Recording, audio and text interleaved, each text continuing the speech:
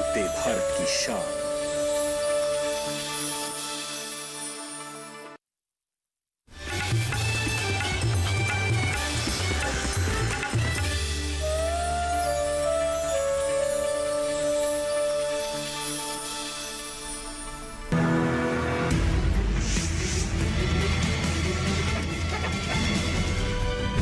कृषि उपज से आत्मनिर्भरता। इन्वेस्टमेंट छोटे शहरों में भी आए, आय को दुगना करने में सक्षम है।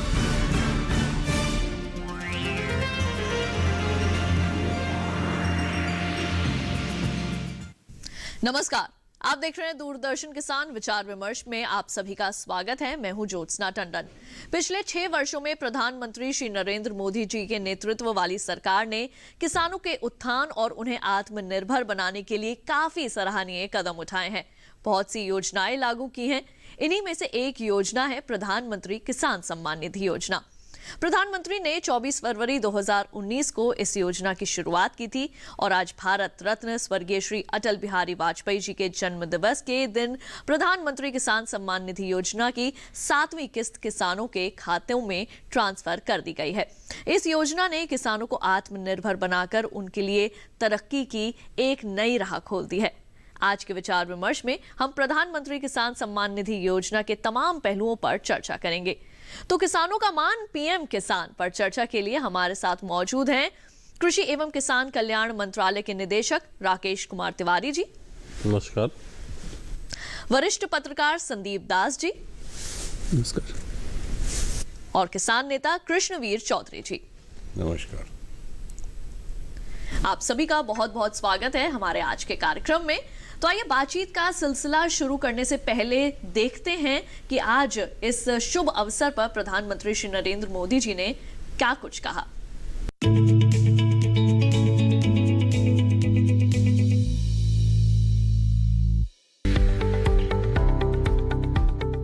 देश के विभिन्न प्रदेशों के किसानों से प्रधानमंत्री नरेंद्र मोदी ने वीडियो कॉन्फ्रेंसिंग के जरिए संवाद करते हुए पीएम किसान सम्मान निधि की किश्त जारी की।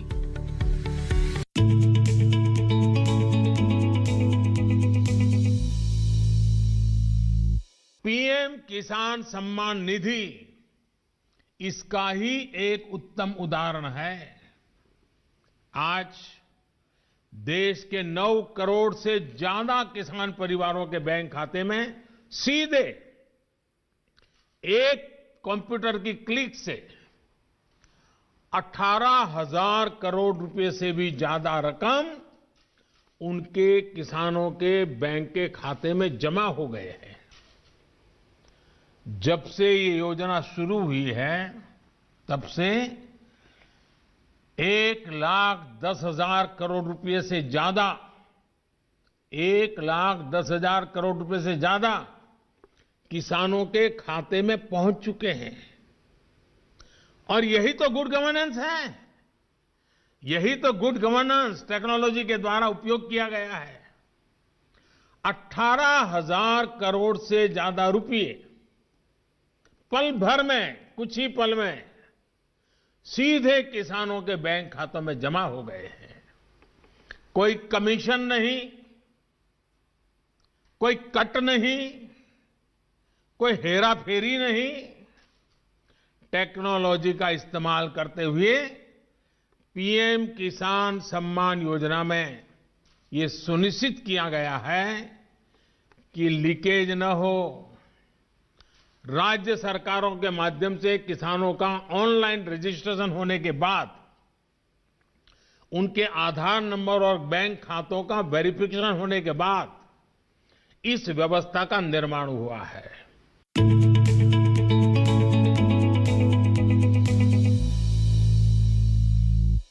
तो आइए कार्यक्रम में चर्चा की शुरुआत करते हैं और सबसे पहले रुख करते हैं राकेश जी का। राकेश जी, आपसे मैं ये समझना चाहूंगी कि किसानों को किस तरह से सरल भाषा में आप बता पाएंगे कि आखिरकार ये प्रधानमंत्री किसान सम्मान निधि योजना क्या है? प्रधानमंत्री किसान सम्मान निधि योजना जिसकी शुरुआत फरवरी 2019 में की गई थी, इसके तहत किसान भाइयों को 6,000 रुपये प्रतिवर्ष की आय सहायता उनकी खेती और अन्य ज़रूरतों के लिए भारत सरकार 3 आसान किस्तों में जो कि 2,000 रुपये की होती हैं, हर 4 महीने में प्रदान करती है। इसमें ये जो आय सहायता है ये एक फार्मर फैमिली को यानी किसान परिवार को दी जाती है, और किसान परिवार की जो परिभाषा है वो ये है husband wife and minor children जी। तो इसके अलावा इसमें किसान के पास भूजोत योग्य जमीन भूमि होना आवश्यक है। जी जी, तो काफ़ी अच्छी है ये योजना और हमारे किसान अब तक इससे काफ़ी ज़्यादा लाभान्वित हो चुके हैं और इस पर हम सभी के विचार जो है वो लेंगे। आइए रुक करते हैं हम यहाँ पर कृष्णवीर चौधरी जी का। आपसे मैं ये जानना चाहूँगी कि किसान नेता होने के नाते आप किस तरह से देखते हैं इस योजना को, कैसे ये योजना हमारे किसानों को आत्मनिर्भर बनाने में सक्षम हो सकती है? देखिए, किसान की परिस्थिति आर्थिक रूप से बहुत कमज़ोर है, इसमें कोई दो राय नहीं है। और प्रधानमंत्री जी ने इस योजना की जो शुरुआत की है उनका उद्देश्य बहुत साफ रहा है कि किसान को बीज खरीदने के लिए है, खाद खरीदने के लिए, डीजल खरीदने के लिए, कीटनाशक खरीदने के लिए, फसल में विभिन्न विभिन्न ज़रूरतें पड़ती हैं, तो उसके पास पैसा नहीं होता। जब उसके खाते में सीधा पैसा आता है तो वो अपनी ज़रूरत पूरी कर लेता है, किसान जो खेत में जो ज़रूरत है। और इसके अलावा भी अगर उसे किसी और दवाई खरीदने की ज़रूरत है, कोई घर में और मजबूरी है, कोई और परेशानी है, तो उसमें एक बहुत बड़ी सहायता है। और हर 4 महीने पे देने का एक और भी अच्छा उद्देश्य ये है कि समय समय पर फसल के अनुरूप जो है जैसे ज़रूरत है उसको सहायता मिलती है। इस योजना का सबसे बढ़िया बात मैं कह सकता हूँ कि योजना सीधे सीधे पहली योजना है आज़ादी से लेके आज तक जो सीधे किसान के बैंक खाते में बिना किसी बीच के एजेंसी को रखे हुए ये किसान के खाते में दी जा रही है। बिल्कुल, और इस योजना की सबसे अच्छी बात जैसे कि आपने यहाँ पे बताया है कि सबसे अच्छी चीज़ इसकी यही है कि सीधा ये किसानों के बैंक खातों में जाती है और इसमें कोई बिचौलियों का जो है वो उन्हें सामना नहीं करना पड़ता और सीधा सीधा लाभ जो है वो हमारे किसान प्राप्त कर रहे हैं। कई तरह की ऐसी योजनाएं किसान समय समय पर लेकर आती है हमारे किसानों के लिए, जिससे कि हमारे किसानों को ज़्यादा से ज़्यादा लाभ प्राप्त हो सके और आर्थिक रूप से वे आत्मनिर्भर बन सकें। संदीप दास जी, अब आपका नज़रिया मैं जानना चाहूँगी इस योजना को लेकर। देखिए, ये सरकार जब 2014 से पहली बार प्रधानमंत्री मोदी जी का सरकार बना था, इनका एक पहला एक इनका मिशन और एक ऑब्जेक्टिव ये था कि डायरेक्ट बेनिफिट ट्रांसफ़र। उसी दौरान आप देखिए जनधन अकाउंट खुले, उसी दौरान फिर ये जो 2019 फरवरी में शुरू हुआ PM किसान योजना जो 6,000 रुपया हर साल मिलता है किसान को। मैं अभी ऐसे बात कर रहा था कि बेसिकली ये पहली बार हो रहा है कि क्योंकि आप करीब 11 करोड़ से ज़्यादा लोगों को पैसा दे रहे हो 6,000 रुपया पर एनम। इसका मतलब आपके पास देखिए डायरेक्ट बेनिफिट ट्रांसफर भी इसके पास आपके पास एक ह्यूज एक किसान का डेटाबेस आपके पास बन रहा है कि भारत में जो 85% farmer small and medium category में आते हैं, mostly small and marginal category में आते हैं, उनको 6,000 रुपया बहुत ही एक अमाउंट, एक कैश बेनिफिट उनका हाथ में पहुंच जाता है। तो वो जो 3 किस्तों में पहुंचता है उसके वजह से होता क्या है कि बेसिकली उसके पास बहुत सारी जो फसल है कि आपका उसका टाइम ड्यूरेशन करीब 180 दिन 3-4 महीने लगता है। जब तक फसल बेचते नहीं है उसके पास पैसा आता नहीं है। तो वो जो इनिशियल फेज में इसको जो पैसा मिल जाता है, तो जो कैश अमाउंट मिलता है उसके वजह से वो बहुत सारी सीड खरीदने में या फिर और की चीज़ें खरीदने में उसको मदद मिलता है। और पहली बार मुझे नहीं लगता इतना बड़ा एक डायरेक्ट बेनिफिट ट्रांसफ़र 11 करोड़ लोगों को जाना, मुझे लगता है some kind of record sort of thing. And मैं ये सोचता हूँ आगे और बहुत सारे राज्यों ने भी ये सब काम किया है, तेलंगाना उड़ीसा वगैरह किया है। बट मैं जानता हूँ कि आगे बढ़कर शायद सरकार इस रकम को बढ़ाने की कोशिश करेगा, सो दैट किसान 6,000 रुपये के ज़्यादा किसान को अभी जो स्थिति है थोड़ा सा उसको सपोर्ट और चाहिए। बिल्कुल, और जब हमारे किसान इतनी कड़ी मेहनत करते हैं और इतना कड़ा परिश्रम करते हैं तो निश्चित तौर पर उनको सफलता भी मिलती है और अगर आर्थिक लाभ उन्हें प्राप्त हो तो उसका क्या कहना। हमारे किसान इतनी मेहनत करते हैं और दिन रात खेतों के अंदर काम करते हैं और जब फसल की बिकवाली करने पर उन्हें समय पर उसका जो पैसा है वो नहीं मिलता, तब ये जो किसान सम्मान निधि योजना का पैसा उनके खातों में आता है तो वो उनके घरों में जो है वो 4 चांद लगा देता है। आइए एक बार फिर से रुक कर लेते हैं राकेश जी का। सर, अब आपसे मैं यहाँ पर ये जानना चाहूँगी कि किस तरह से आत्मनिर्भर बनाने में ये जो योजना है वो सक्षम है और अब तक कितनी धनराशि जो है वो कुल मिलाकर किसानों के खातों में जा चुकी है? देखिए, जैसा कि हमने अभी बात की, इस योजना के तहत किसानों को उनकी जो बीज खरीदने की ज़रूरत है या खाद खरीदने की ज़रूरत है, इसके लिए ये पैसा 3 बार में दिया जाता है, जिससे जब भी उनको बुवाई के पहले इस तरह की आवश्यकता हो या कोई और ज़रूरत हो उसको पूरा कर पाएँ और उनको किसी के पास इन सब छोटी ज़रूरतों के लिए जाना ना पड़े। और जो आपने ये प्रश्न किया कि कितना पैसा अभी तक जा चुका है, तो मैं आपको बताना चाहूँगा कि अभी 10.5 करोड़ से ज़्यादा 10.59 करोड़ किसानों को, किसान परिवारों को 96,000 करोड़ से ज़्यादा की राशि हस्तांतरित की जा चुकी है। और आज जो प्रधानमंत्री जी ने बटन दबा के हस्तांतरण किया है उसमें अभी हमने 9 करोड़ लोगों को 18,000 करोड़ की धनराशि और हस्तांतरित कर दी है।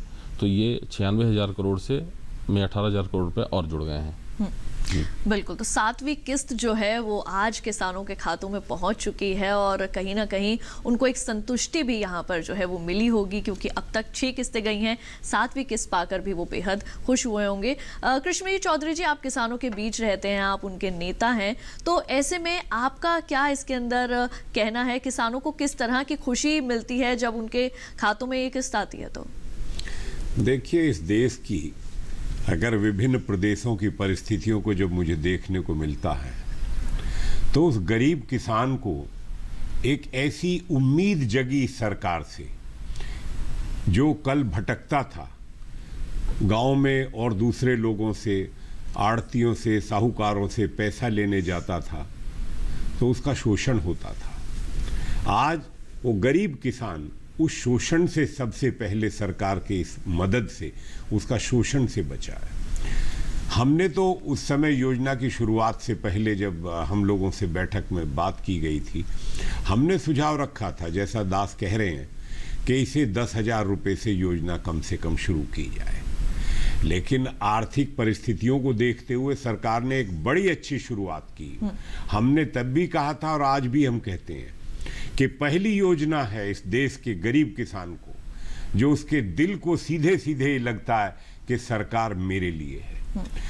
क्योंकि अगर पिछले अनुभव को देखें तो फसल बर्बाद हो गई, सूखा पड़ गया, ओला पड़ गया, बाढ़ आ गई, और क्या व्यवहार सरकारों का प्रदेशों में रहा है वो कहने का मुद्दा नहीं है। 50 रुपये और 200 रुपये और 100 रुपये के चेक सरकारें देती रही हैं, तो उससे तो उसकी बहुत दुर्गति रही है। लेकिन आज इससे वो अपने को सुरक्षित इसलिए महसूस कर रहा है कि राशि भले ही 6,000 है एक साल में, लेकिन उसको ये पता है कि सरकार मेरे लिए, मेरे खाते में इस समय ये पैसा भेज देगी। तिवारी जी, इसमें एक छोटा सा मेरा आग्रह है कि इसमें जो है, जब उसको खाते में रजिस्टर कराना होता, कुछ किसानों की समस्याएं हमारे सामने आ रही हैं। वो कहते हैं कि हमने खतौनी की नकल भी जमा कर दी, हमने बैंक खाते की डिटेल्स भी उपलब्ध करा दी, हमने आधार कार्ड भी उपलब्ध करा दिया।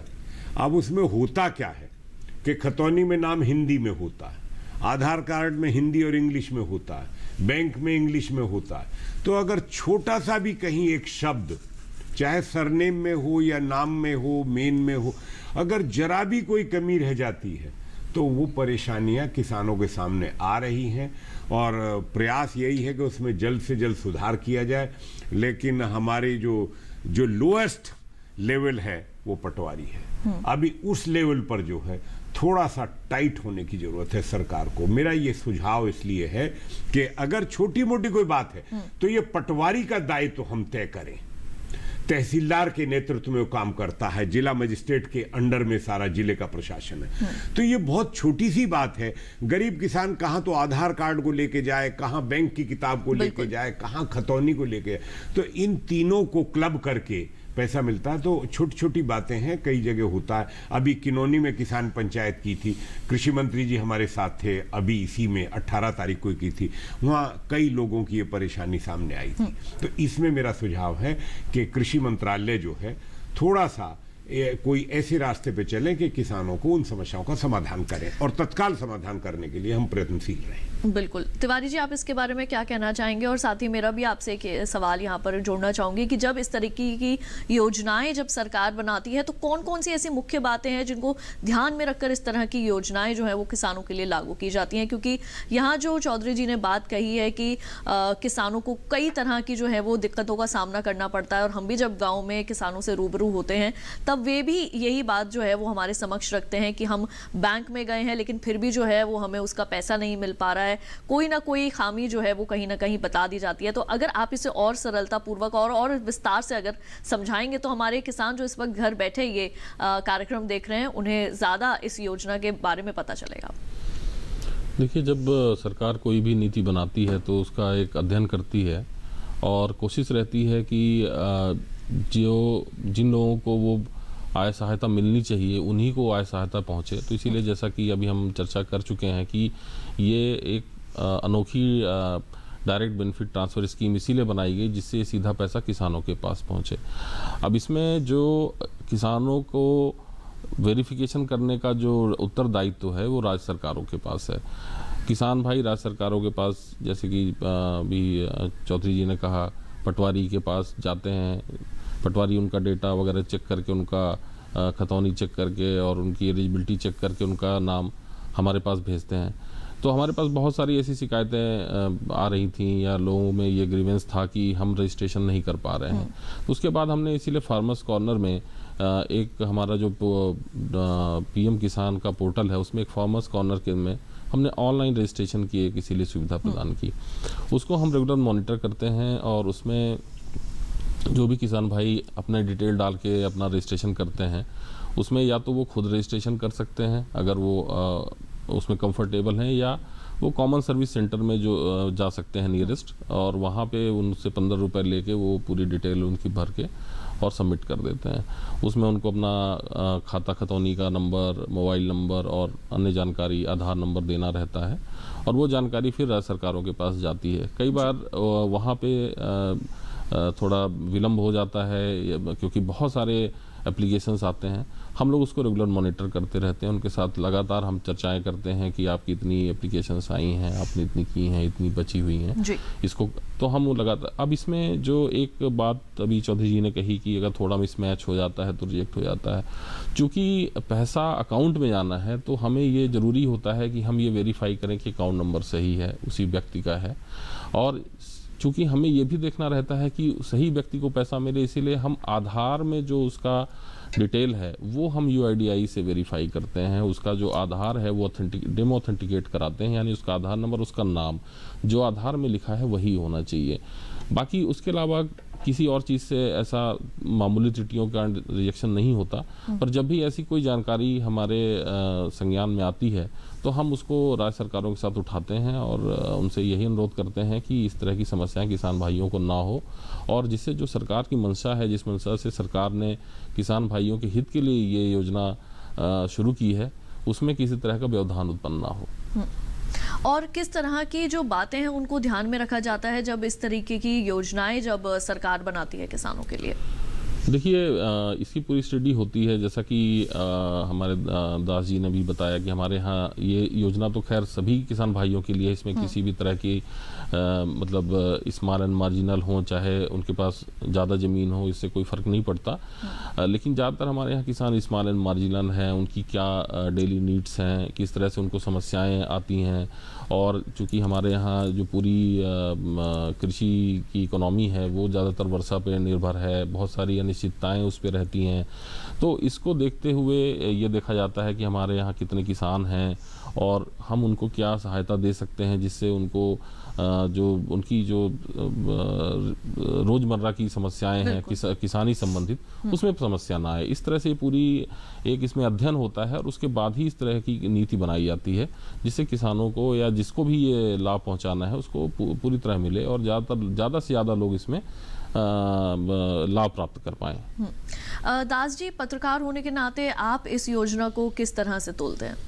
देखिए, मैं एक बता देता हूँ, जो सरकारी जो आंकड़े हैं, मतलब एस्टिमेट जो है, करीब 14 करोड़ किसान यहाँ हमारे देश में किसान फैमिलीज हमारे पास है। तो अभी तक सरकार ने कभी 11 करोड़, करीब 11 करोड़ किसान को कवर कर चुके हैं। एंड एक राशि देखिए, 1.14 लाख करोड़ ट्रांसफर हो चुका है किसान के अकाउंट में।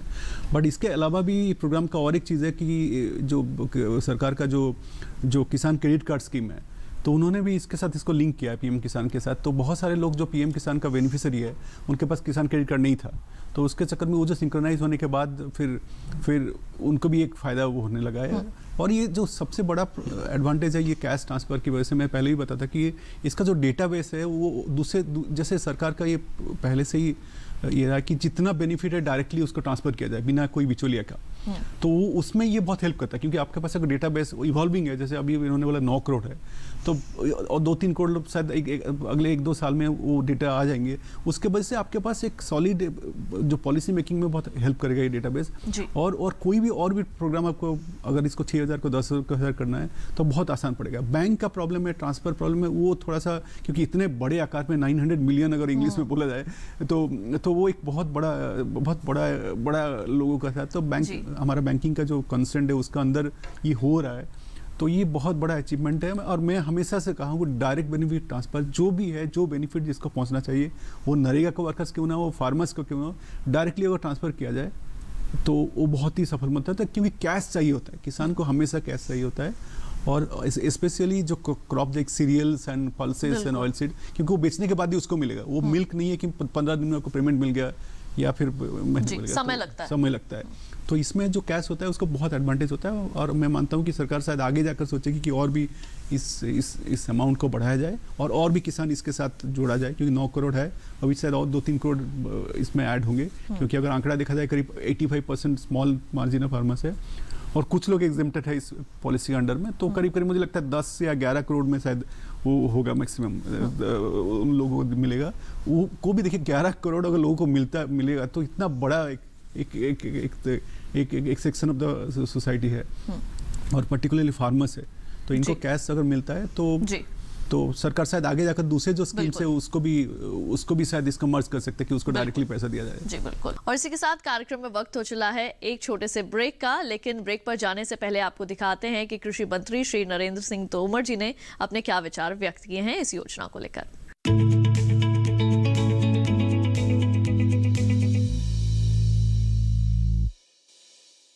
25 दिसंबर अटल बिहारी वाजपेयी जी का जन्मदिन है। इस दिन भारत सरकार सुशासन दिवस के रूप में देश भर में मनाती है। मोदी जी के प्रधानमंत्री बनने के बाद सुशासन की दृष्टि से, जीवन सुगम बनाने की दृष्टि से, पारदर्शिता की दृष्टि से अनेक कदम उठाए गए और इस दिशा में डायरेक्ट बेनिफिट ट्रांसफर स्कीम एक महत्वपूर्ण कदम है। एक कालखंड था जब हमारे देश के तत्कालीन प्रधानमंत्री कहते थे कि हम 100 रुपये बेचते हैं तो गांव में जाते जाते 15 रह जाते हैं। लेकिन मोदी जी के नेतृत्व में हम लोग यह करने में सफलता प्राप्त कर पाए हैं कि अगर केंद्र से 100 रुपया जारी होता है तो किसान के खाते में 100 का 100 रुपया पहुंचता है। पीएम किसान सम्मान निधि यह भारत सरकार का एक महत्वाकांक्षी कार्यक्रम है। इस कार्यक्रम के माध्यम से साल में 3 बार 2-2 हज़ार रुपए की किस्त, यानी एक किसान को 6,000 रुपया प्रति वर्ष उनके खाते में ट्रांसफर किया जाता है। हमारा एक मोटा अनुमान था कि देश में 14 करोड़ किसान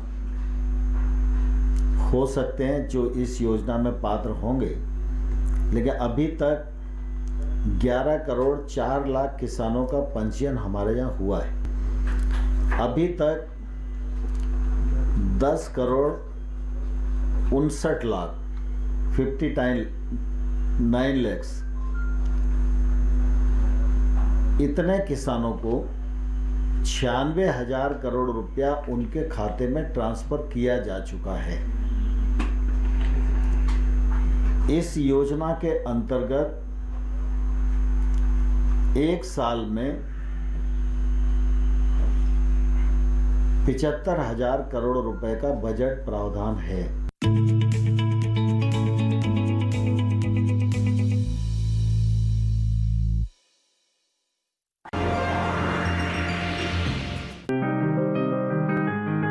बीमारियों से कैसे बचेगी फसल? मवेशियों की मुश्किलों का क्या है हल? कहां से लाएं बीज, कितनी लगेगी खाद? किसानों के हर फोन का विशेषज्ञ देंगे जवाब। देखिए हेलो किसान लाइव सोमवार से शुक्रवार शाम 6 बजे।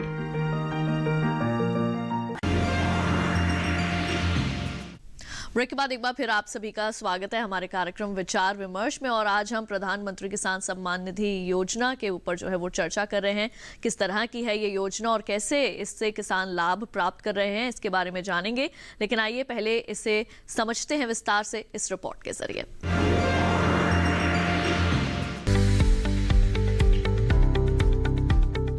25 दिसंबर को पूर्व प्रधानमंत्री भारत रत्न स्वर्गीय श्री अटल बिहारी वाजपेयी जी का जन्मदिन है और इस मौके पर प्रधानमंत्री किसान सम्मान निधि योजना की 7वीं किस्त किसानों के खातों में ट्रांसफर कर दी गई है। पीएम किसान सम्मान निधि के तहत 9 करोड़ किसान परिवारों को 18,000 करोड़ रुपए का हस्तांतरण किया गया है। किसानों को उचित सम्मान मिले, इसके लिए प्रधानमंत्री श्री नरेंद्र मोदी के नेतृत्व वाली सरकार ने पिछले 6 वर्षों में कई योजनाएं चलाई हैं। इन योजनाओं में प्रधानमंत्री किसान सम्मान निधि योजना काफी अहम है। मोदी सरकार प्रधानमंत्री किसान सम्मान निधि योजना के तहत एक साल में किसानों को 6,000 रुपए देती है और ये राशि साल में 2,000 रुपए की 3 बराबर किस्तों में सीधे किसानों के बैंक खाते में प्रदान की जाती है। ये पैसा डायरेक्ट बेनिफिट ट्रांसफर यानी डीबीटी के तहत सीधे किसानों के खाते में डाल दिया जाता है। डीबीटी से पैसे ट्रांसफर की प्रक्रिया पारदर्शी रहती है और इस तरह किसानों का समय भी बचता है। शुरुआत में प्रधानमंत्री किसान सम्मान निधि योजना के तहत छोटे और सीमांत किसान परिवारों जिनके पास 2 हेक्टेयर या उससे कम जमीन थी को 6,000 रुपए प्रति वर्ष की दर से सहायता दिए जाने का फैसला लिया गया था। लेकिन सरकार ने बाद में इसमें बदलाव किया और 1 अप्रैल 2019 से ये व्यवस्था की गई कि इस योजना का लाभ सभी किसानों को दिया जाएगा, चाहे उनकी जमीन कितनी भी हो। यानी अब सभी किसानों को इस योजना का लाभ दिया जा रहा है, चाहे उनके पास कितनी भी जमीन हो। प्रधानमंत्री किसान सम्मान निधि योजना का फॉर्म भरने के बाद लाभकारी किसानों के नामों की लिस्ट पंचायत पर लगाई जाती है। इसके अलावा जिन किसानों को उसका लाभ मिलता है उनके मोबाइल पर SMS भी भेजा जाता है। इस योजना के तहत मिलने वाली राशि से किसान खेती बाड़ी से जुड़ी अपनी जरूरतें जैसे खाद, बीज आदि खरीदना पूरी कर पा रही हैं।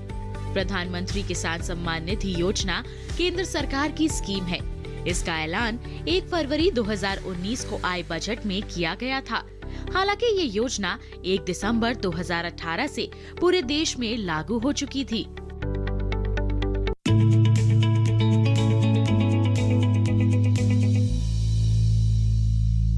तो किसानों का मान पीएम किसान, और ये आज का जो है हमारा विचार विमर्श कार्यक्रम का विषय है जिस पर हम चर्चा कर रहे हैं। आइए एक बार फिर से रुक कर लेते हैं हम यहाँ पर राकेश जी का। राकेश जी, अब मैं आपसे ये जानना चाहूँगी कि जो हमारे किसान हैं और कई ऐसे भी किसान हैं जिनको अब तक इस योजना का लाभ जो है वो नहीं प्राप्त हो पा रहा है, तो वो किस तरह से आगे जाके संपर्क कर सकते हैं और उन्हें कौन कौन सी ऐसी चीज़ें हैं, कौन कौन सी ऐसी बातें हैं जिनको आगे रखना है जिससे कि वे ज़्यादा से ज़्यादा इस योजना का जो है वो लाभ प्राप्त कर सकें? आपके प्रश्न का उत्तर देने के पहले मैं जो दास जी ने कहा उसमें ये कहना चाहूँगा कि अभी हमारे पास 11.4 करोड़ किसानों का डेटा ऑलरेडी है और जिसमें से हमने आज प्रधानमंत्री जी ने जो रिलीज़ किया उसको अगर जोड़ लें तो हम 10 करोड़ 66 लाख किसान परिवारों को हमने पैसा दे दिया है। तो और जो आज की रिलीज़ है वो 9 करोड़ से ज़्यादा लोगों को एक साथ की गई है। तो ये हमारा आंकड़े हैं। और आपने जैसे इस सुविधा के लाभ के लिए जो प्रश्न किया तो किसानों के लिए जैसा कि मैंने बताया, एक तो वो राज्य सरकारों के थ्रू लेखपाल और जो नोडल अधिकारी हैं उनसे संपर्क करके अपने दस्तावेज दिखा के अपना उसमें नाम पंजीकरण करवा सकते हैं। उसके अलावा जो हमने 2 और सुविधाएं दी हैं, एक फार्मर्स कॉर्नर हमने अपने पोर्टल में ओपन किया है pmkisan.gov.in में। उसमें कोई भी किसान जाके अपनी डिटेल डाल के और अपने खेत के विवरण डाल के, अपना मोबाइल नंबर डाल के और आधार नंबर डाल के अपना रजिस्ट्रेशन कर सकता है। और उसके बाद वो जानकारी फिर स्टेट गवर्नमेंट के पास जाती है वेरिफिकेशन के लिए, और वो जब उसको वेरीफाई कर देते हैं तो वो हमारे पास रजिस्टर हो जाता है, और उसको हम बेनिफिट के लिए फर्दर जो ऑथेंटिकेशन वगैरह है जो हम अपने लेवल पे वैलिडेशन करते हैं उसको करने के बाद उसको सम्मान राशि मिल जाती है। इसके साथ ही वो कॉमन सर्विस सेंटर्स जो है उनके VLEs हैं जो लगभग 3 लाख हैं। तो चूँकि किसानों तक हमें पहुंचना था तो हमने VLEs को इसमें कॉमन सर्विस सेंटर को इन्वॉल्व किया, जिसके VLEs 3 लाख के आसपास हैं पूरे देश में और हर जगह हैं। तो वहाँ पे भी जाके किसान भाई मात्र 15 रुपये दे के अपना रजिस्ट्रेशन करवा सकते हैं। वो जब एप्लीकेशन आएगी वो फिर से वैलिडेशन के लिए राज्य सरकार के पास जाती है, और जब वो वैलिडेशन कर देते हैं तो हमारे पास पेमेंट के लिए, हमारे पास सम्मान राशि के हस्तांतरण के लिए आ जाती है। उसको हस्तांतरण करने के पहले हम जो भी इंफॉर्मेशन आती है उसमें अपने चेक्स एंड वैलिडेशंस करते हैं, और उसके बाद वो जब उसमें खरे उतरते हैं तो उनको पैसा मिल जाता है। तो ये पूरी प्रक्रिया है जी। चौधरी जी, आपसे मैं ये जानना चाहूँगी कि जब ये योजना लागू हुई, जब किसानों के लिए इसे आगे लेकर आया गया, तो किसानों का क्या नज़रिया था इस योजना को लेकर, क्या बताएंगे? किसानों को देखिए बहुत लंबे समय से एक उम्मीद थी कि कोई सरकार ऐसा योजना शुरू करे जो सीधा पैसा उसके खाते में जाए। मेरा तब भी सुझाव था सरकार से, और आज फिर मैं इस कार्यक्रम के माध्यम से सरकार के सामने अपना सुझाव दोहरा रहा हूँ कि जो दूसरी सब्सिडीज का पैसा किसानों का है वो भी इस योजना में अगर जोड़ के उनको दे दिया जाए तो उसका ज़्यादा लाभ किसानों को मिलेगा। क्योंकि आज परिस्थितियाँ ये है, चाहे फर्टिलाइजर सब्सिडी है, चाहे एग्रीकल्चर मशीनरी की सब्सिडी, चलिए हम अलग कर लेते हैं, इनपुट की जो सब्सिडीज है उसका लाभ, चाहे वो ड्रिप और स्प्रिंकलर इरिगेशन सब्सिडी का है, वो उसको लाभ सीधे नहीं मिलता, बल्कि वो कारपोरेट को सब्सिडी का लाभ ज़्यादा जा रहा है। तो हमारा विचार ये है कि वो पैसा किसान के DBT के माध्यम से किसान के खाते में उसकी जोत के अनुरूप दे दिया जाए। और जो हमें पानी बचाना है, सबसे बड़ी आवश्यकता जो सिंचाई के पानी की है, पीने के पानी की है, और तमाम सरकार योजनाएं चला रही है, तो हमें सिंचित पानी की बचत करने के लिए सबसे बड़ी ज़रूरत है। उसके लिए भी सरकार जो है किसानों को आगे लाने के लिए DBT में ये सब्सिडी का पैसा बढ़ाए, जिससे वो स्प्रिंकलर और ड्रिप इरिगेशन के माध्यम को अपना सके और पानी बचा सके। इसके साथ पहले ये रखा गया था जो किसान इनकम टैक्स पेयर हैं उनको इस योजना का लाभ नहीं दिया जाएगा, और ये एक बहुत अच्छी बात थी, इसमें कोई दो राय नहीं है। ये ऐसे हम जो परिवार हैं जिनके परिवार में बाहर सर्विस करते हैं या जिनकी अपनी आमदनी और दूसरे बिजनेस से है, ऐसे बहुत परिवार हैं, तो उनको अलग रखा गया है। लेकिन अभी भी फिर हम ये चाहते हैं कि गरीब किसान को जो छोटी जोत है 86% है, उसको इसमें धनराशि बढ़ा के और दूसरा सब्सिडीज के पैसे को इसमें जोड़ के अगर हम उसको देंगे तो उसका और ज्यादा लाभ मिलेगा और उत्पादन भी बढ़ेगा और उत्पादकता भी बढ़ेगी, ये जरूरी। बिल्कुल। तो राकेश जी, आप कुछ कहना चाहेंगे इसके संदर्भ में? नहीं, इस तरह के सुझाव आते रहते हैं और अच्छे सुझाव आते हैं, और इस पर जब सरकार उचित समय आएगा तो निश्चित कोई ना कोई निर्णय लेगी। मैं इतना ही कहना चाहता हूँ। केंद्र सरकार की ये जो योजनाएं हैं, इनको फलीभूत करने में जो राज्य सरकारें हैं उनका क्या योगदान है? देखिए, PM किसान जो योजना है उसमें राज्य सरकारों की बहुत महत्वपूर्ण भूमिका है, क्योंकि जो किसानों का पात्र किसानों का जो चिन्हित करना है वो पूरा कार्य राज्य सरकार के पास ही है। अगर आप देखें, अगर जो हम ऑनलाइन एप्लीकेशन भी लेते हैं तो वही वैलिडेशन के लिए हम राज्य सरकार को ही भेजते हैं। तो राज्य सरकार जितना प्रोएक्टिवली और जितना तन्मयता के साथ इस पे कार्य करेगी और जितने ज़्यादा किसानों को आइडेंटिफाई करके हमारे पास उनकी इन्फॉर्मेशन भेजेगी, हम उतने ही ज़्यादा किसान परिवारों को इसका लाभ पहुंचा पाएंगे। जिन राज्य सरकारों ने इस पे बहुत अच्छे से काम किया, वहाँ ज़्यादा से ज़्यादा किसानों को इसका लाभ मिल रहा है। जिन राज्य सरकारों ने इस पे इंटरेस्ट ऐसी तो कोई नहीं है, एक को छोड़ के, तो जिन्होंने उसमें कोई भी नाम नहीं भेजे या वैलिडेशन नहीं किया, वहाँ पे किसानों को इसका लाभ नहीं मिल पा रहा है।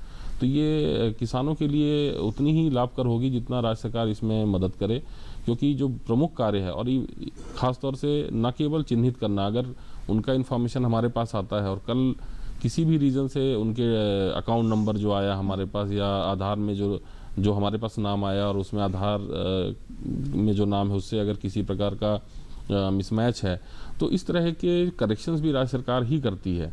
तो इसमें राज्य सरकार की बहुत महत्वपूर्ण भूमिका है। और इसी में जोड़कर एक सवाल मेरा आपसे और रहेगा कि इस योजना के तहत किस तरह के किसान हैं जो इस योजना के पात्र हैं?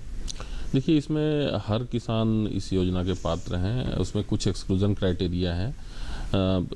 उनके पास भू ज्योति योग्य भूमि होनी चाहिए, वो कितनी है उससे कोई फर्क नहीं पड़ता इसमें। लेकिन अगर कोई इनकम टैक्स पेई है तो वो इसका पात्र नहीं है, या वो किसी कॉन्स्टिट्यूशनल पोस्ट में रहा है वो इसका पात्र नहीं है, या वो वर्किंग प्रोफेशनल है, इंजीनियर है, डॉक्टर है, वो इसके पात्र नहीं है। और इसी तरह से जो सरकारी कर्मचारी हैं, पेंशनर्स हैं, वो पात्र नहीं हैं एक्सेप्ट ग्रुप डी।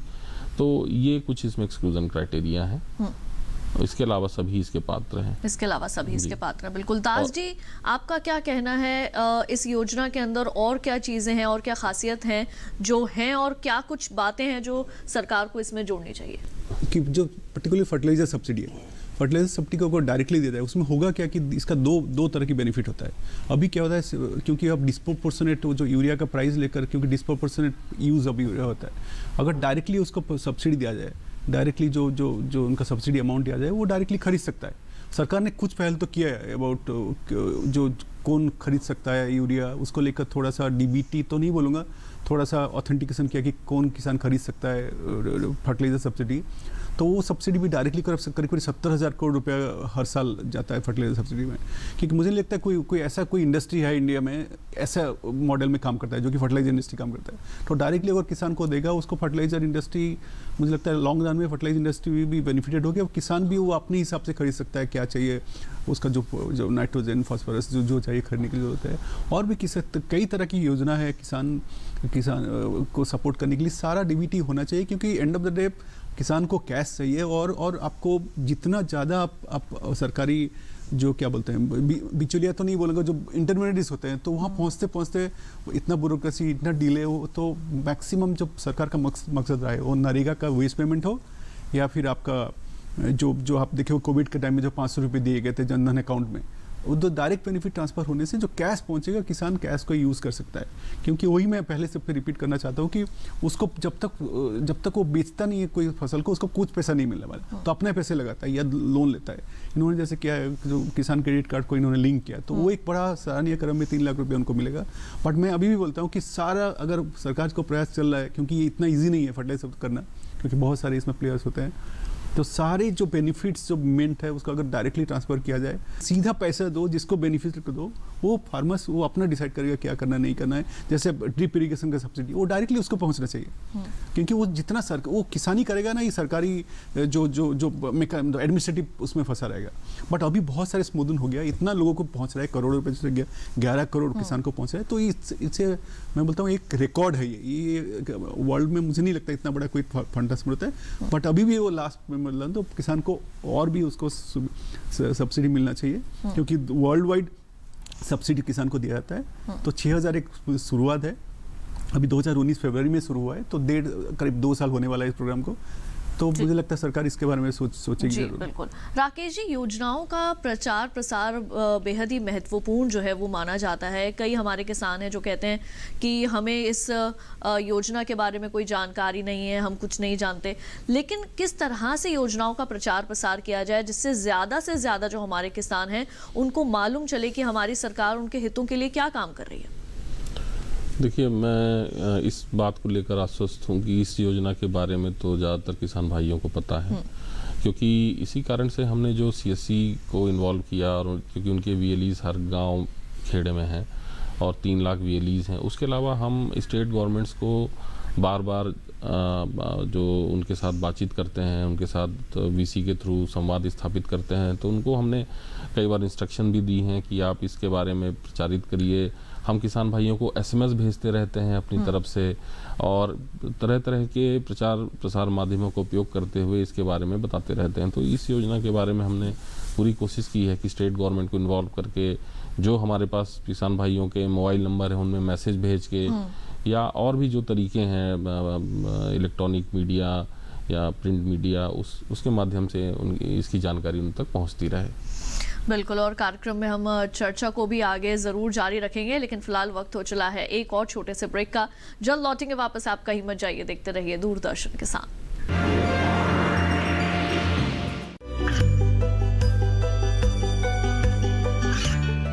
गांवों और पिछड़े क्षेत्रों में सरकारी योजनाओं की जानकारी पहुंचा।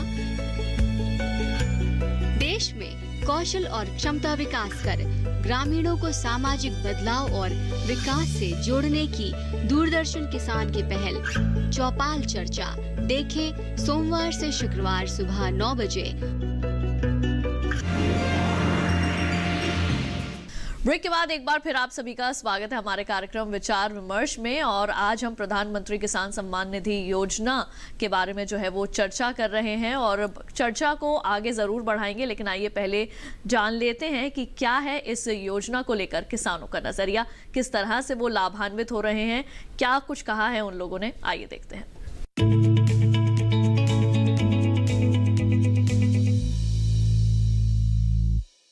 जो भारत सरकार द्वारा जो किसान सम्मान निधि चलाई जा रही है, उससे आज मुझे बहुत लाभ मिला है, और वो सम्मान निधि का जो पैसा मुझे मिल रहा है उससे मैं अपने कृषि संबंधित कार्य की आवश्यक पूर्ति लगभग हो जाती है। इसके लिए मोदी जी को बहुत बहुत धन्यवाद। जो मोदी जी की तरफ से 2000 रुपये की किस्तें 3 किस्तें मिल रही हैं, वो मुझे भी मिल रही हैं।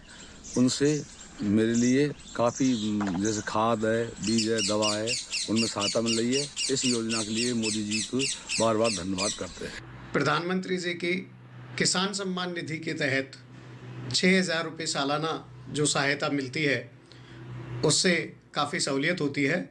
मुझे भी अभी भी 2000 रुपये इस योजना के तहत मिले हैं। मैं उसका मैसेज आपको दिखा देता हूँ। ये देखिए, ये उसका मैसेज है। मैं धन्यवाद देता हूँ प्रधानमंत्री जी को कि आपने किसानों के हित में ऐसी योजना चला रखी है।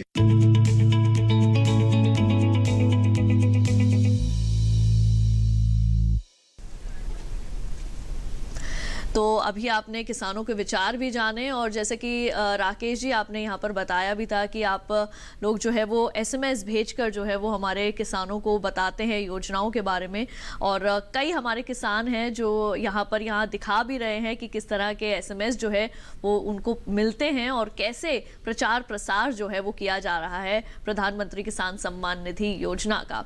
तो यहाँ पर मैं आपसे ये जानना चाहूँगी राकेश जी कि किस तरह से 2022 तक ये योजना जो है वो किसानों को और उनकी आमदनी को जो है वो दोगुना कर सकती है, कैसे ये इससे हमारे ज़्यादा से ज़्यादा किसान लाभान्वित हो सकते हैं, क्या बताएंगे?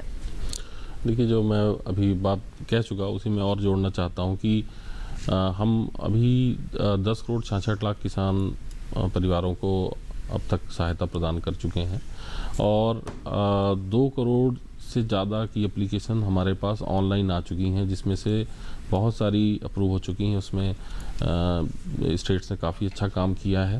तो इससे पता चलता है कि प्रचार प्रसार और उनकी इस योजना के बारे में जानकारी काफ़ी अच्छी है लोगों को। अब चूँकि आपने जो आमदनी की बात की, तो हम 6,000 रुपये जो उनको प्रतिवर्ष देते हैं, इससे वो खेती को और बेहतर बना सकते हैं अपने लिए, और बेहतर खाद बीज के अलावा इसमें जो उनको समय समय पे समस्या आती थी, सिंचाई या कोई उनको जुताई करवानी है, किसी को उसमें पैसा देना है तो वो नहीं मिल रहा, तो वो सब समस्याएं जब दूर होती जा रही हैं तो वो इसको और उन्नत तरीके से खेती कर पाएंगे और कर पा रहे हैं, और उससे उनकी आमदनी बढ़ेगी उत्तरोत्तर, और वो फिर से उसमें खेती में और बेहतर चीज़ों का उपयोग करके और अपने को और अपनी आमदनी को और बढ़ाते जा रहे हैं। तो ये योजना इसके लिए बहुत ही लाभप्रद है, क्योंकि एक बेसिक जो उनकी रिक्वायरमेंट है जिसके लिए वो परेशान होते थे और उससे उनके काम अफेक्ट होते थे, वो खेती में उतना अच्छा नहीं कर पाते थे, उसके लिए एक एटलीस्ट इसने एक सहयोग प्रदान किया है। बिल्कुल। चौधरी जी, क्योंकि हमारी कई ऐसी महिला किसान बहनें भी हैं जिनके खातों में ये राशि जो है वो जाती होगी, आप क्या बताना चाहेंगे किस तरह से जो हमारी महिला किसानें हैं, जो हमारे किसान भाई हैं, वो तो चलिए हम बीज खाद लेकर भी वो इनका इस्तेमाल कर सकते हैं, लेकिन जो महिला किसानें हैं वो किस तरह से इस पैसे का उपयोग कर सकती हैं? आपको मैं बता दूं कि हर किसान परिवार में बराबर की जो कार्य वर्किंग है वो महिलाओं का पूरा उसमें भागीदारी है, किसानों में, खेती में। और जहां महिला के नाम ज़मीन है उन्हीं महिलाओं को ये योजना का लाभ मिलता है, और वो उस पैसे को अपने खेत में फसल को पैदा करने में ही प्रयोग करती हैं, इसमें कोई दो राय नहीं है। और क्योंकि वहाँ पुरुष नहीं होता और उन्हीं परिवारों में महिलाओं को पैसा जाता है, जहाँ पुरुष नहीं है, महिला ज़मीन की मालिक है, खेती करवाती है, अपना घर चलाती है।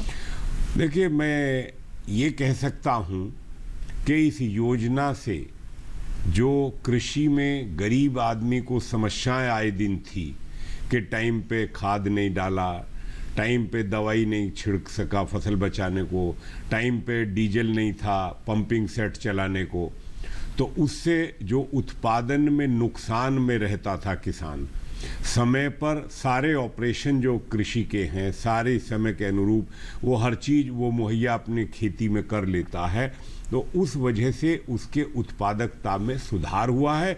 और जब उत्पादकता में सुधार होता है तो किसान आर्थिक रूप से उसे मजबूती मिलती है, ये इसमें कोई दो राय नहीं। अच्छा बीज हो, अच्छा उर्वरक क्षमता हो मिट्टी की, और अच्छा समय पे सिंचाई मिल जाए तो फसल में उत्पादकता में वृद्धि होती है। और जब उत्पादकता में वृद्धि होती है और उत्पादन लागत कम होती है तो उसका आर्थिक लाभ किसान को मिलता है। ये बहुत आर्थिक परिस्थितियों की बात है। और इसी के साथ आप ये देखिए कि मैंने जो आपसे कहा कि तमाम सब्सिडीज़ का लाभ सीधे किसानों को खाते में जाए, मैं ग्रीन हाउस सब्सिडी का भी कहना चाहता हूँ कि मान लीजिए कोई किसान अपने यहाँ 1 एकड़ के बजाय वो आधा एकड़ में ग्रीन हाउस बनाना चाहता है, तो जो सब्सिडी है वो किसान को ये छूट होनी चाहिए कि वो बाजार से खरीद के सारा सिस्टम, वो पाइप से लेके इंफ्रास्ट्रक्चर जो खड़ा करना है, उसके ऊपर जो ग्रीन शीट लगानी है, वो किसान की मर्जी पे छोड़ देनी चाहिए। सरकार को उसके जो अनुरूप है, कितना बड़ा साइज का वो ग्रीन हाउस है, उसमें कितनी सब्सिडी है वो किसान के खाते में दी जाएगी, तब उसमें और सुधार होगा। क्योंकि देखा ही जा रहा है कि अगर जो इंफ्रास्ट्रक्चर कंपनियां बना रही हैं, एक तो उसकी क्वालिटी अच्छी नहीं है और उसकी कॉस्ट जो है सब्सिडी के हिसाब से और ओवर कॉस्टिंग कंपनियां ले रही हैं, इसमें कोई दो राय नहीं है। तो किसान का पैसा खेती के नाम पर किसान के खाते में ही जाए, क्योंकि अब सबके खाते खुल गए, बिल्कुल, और खाते खुल गए उसका लाभ। और महिलाओं का मैं एक बात और कहना चाहता हूं कि जो मेरी बहनें जो हैं वो पशुपालन का काम करती हैं, वो पशुओं के लिए चारे का इंतजाम कर लेती हैं, और अगर वो है दाने का इंतजाम कर लेती हैं, खल का इंतजाम कर लेती हैं इस पैसे से, और उस समय पे ज़्यादा दाना ज़्यादा खल खिलाने से दूध की पैदावार बढ़ती है और उससे आर्थिक समृद्धि जो है उस गरीब परिवार को मिलती है। गरीब के लिए अगर महीने में 500 रुपये भी मिलता है और अगर 1000 रुपये का उत्पादन में वृद्धि होती है तो उसकी बहुत बड़ी सहायता है। बिल्कुल, तो न केवल खेती किसानी के क्षेत्र में बल्कि पशुपालन के क्षेत्र में भी आप इस धनराशि का अच्छी तरह से उपयोग कर सकते हैं। चलते चलते एक बार फिर आप सभी का जो है वो नजरिया जान लेते हैं। राकेश जी, आपसे शुरुआत करना चाहूंगी, क्या बताना चाहेंगे और कुछ इस योजना के बारे में, किस तरह से किसान इससे और से ज्यादा जुड़ सकें और कैसे लाभ प्राप्त कर सकें? देखिए, लगभग मैंने सारी बातें कर दी हैं, और जो जुड़ने की बात है तो मैंने जैसा कि बताया, एक तो राज्य सरकारों के माध्यम से वो अपने नोडल अधिकारियों से संपर्क करके, दूसरा फार्मर्स कॉर्नर और VLEs के माध्यम से। इसके अलावा अगर उनको समस्या आती है किसी भी प्रकार की तो हमने हेल्प डेस्क भी ओपन किया हुआ है अपने वेबसाइट में, जहां वो अपनी समस्या डाल सकते हैं और वो सीधे संबंधित अधिकारी को फॉरवर्ड हो जाती है, जिसकी हम लोग मॉनिटरिंग करते हैं। अगर उनको किसी प्रकार योजना से जुड़ने में दिक्कत आ रही है या उन्होंने अप्लाई किया हुआ है लेकिन उनका वैलिडेशन नहीं हुआ या उनका कोई त्रुटि है, वो त्रुटि के लिए वो परेशान हो रहे हैं और पैसा नहीं आ रहा है, तो ये सब चीज़ें वो वहाँ डाल सकते हैं और वहाँ वो सीधे संबंधित अधिकारी को जाती है और हम लोग उसका रेगुलर मॉनिटरिंग करते हैं इस पर, और ये देखते हैं कि कहाँ पे कंप्लेन कितने दिन तक पेंडिंग है, उनको बार बार इसके बारे में अवगत कराते हैं कि इसका जल्दी से निराकरण किया जाए। साथ ही हमने अपना एक IVRS हमारा हेल्पलाइन भी है, उसमें किसान भाई फ़ोन करके अपने एप्लीकेशन की, अपनी पात्रता की और अपने सम्मान राशि के बारे में जानकारी प्राप्त कर सकते हैं कि वो किस स्थिति में है। तो इस तरह से सरकार इस पे उत्तरोत्तर सुधार करती जा रही है और कदम उठाती जा रही है, जिससे ज़्यादा से ज़्यादा किसान भाई इससे जुड़ें, उनको इसका लाभ मिले। बिल्कुल। और संदीप दास जी, आप क्या कहना चाहेंगे इस योजना के बारे में? चलते चलते क्या विचार रखेंगे आप अपने? मैं ये कहना चाहता हूँ कि बहुत सारे यहाँ देश में जैसे डेयरी फार्मर्स है, 7 करोड़ करीब डेयरी फार्मर्स, उसमें से बहुत सारे लैंडलेस है, तो उनको भी मुझे बहुत सारे लोग इस योजना के अंदर नहीं आ पाए, तो उनको भी थोड़ा सा हेल्प मिल जाता है अगर PM किसान के अंदर वो भी इंक्लूड हो पाएंगे। क्योंकि और मैं एंड में कहता हूँ कि ये एक बहुत बड़ा शुरुआत है। शुरुआत मतलब इतना जल्दी मतलब करीब 1.5 साल ही हुआ है, 2 साल होने वाला है फरवरी में। इतना लोगों को कवर करना जैसे मेहनत बहुत एक्सरसाइज था, तो उसमें जितना भी त्रुटियां है उसको थोड़ा सा कोशिश करनी, बैंकिंग के लेवल पे हो उसको अगर सॉल्व किया जाए क्विकली, वो समझना। एंड बहुत सारे और किसान को भी जुड़ना चाहिए, स्मॉल। बिल्कुल। और चौधरी जी, आप से भी संक्षेप में कुछ टिप्पणी लेना चाहूँगी। देखिए तिवारी जी, जिस तरह से सरकार ने कृषि के साथ पशुपालन को जोड़ा है और अब ये स्वीकार कर लिया कानूनी रूप में कि ये कृषि में ही आता है, तो उन पशुपालक, गरीब पशुपालकों को भी इस योजना का लाभ मिले। और मेरा एक सुझाव है आपसे कि इसमें निराकरण का एक 90 दिन का पीरियड निश्चित कर दिया जाए कि 90 दिन के अंदर स्थानीय स्तर पर जो जिला की मशीनरी है, जिसमें मैंने फिर आपसे कहा, आपको पता है पटवारी लेवल से, तो 90 दिन में पटवारी का ये दायित्व तय कर दिया जाए, लायबिलिटी हो, रेस्पॉन्सिबिलिटी हो कि 90 दिन में आप ये निराकरण करके और किसान के समस्या का समाधान करने के लिए टाइम बाउंड करना है और पटवारी को इसको लायबल करना है, लायबिलिटी फिक्स करनी है उसकी के 90 डेज। ये मेरा सुझाव है। बिल्कुल। तो सारे सुझाव जो हैं उनका स्वागत करते हैं और यहाँ पर आज के विचार विमर्श कार्यक्रम में बस इतना ही, और उम्मीद है कि कार्यक्रम के दौरान दी गई जानकारी किसानों के लिए लाभकारी होगी और साथ ही अपने बैंक खाते में सम्मान की 7वीं किस्त पाकर किसानों के चेहरे पर मुस्कान होगी। कार्यक्रम में शामिल हुए मेहमानों का भी बहुत बहुत आभार। तो अगले हफ्ते फिर मिलेंगे इस समय और करेंगे किसी नए विषय पर विचार विमर्श। फिलहाल लेते हैं आपसे विदा, मुझे दीजिए इजाजत। आप देखते रहिए दूरदर्शन किसान। नमस्कार।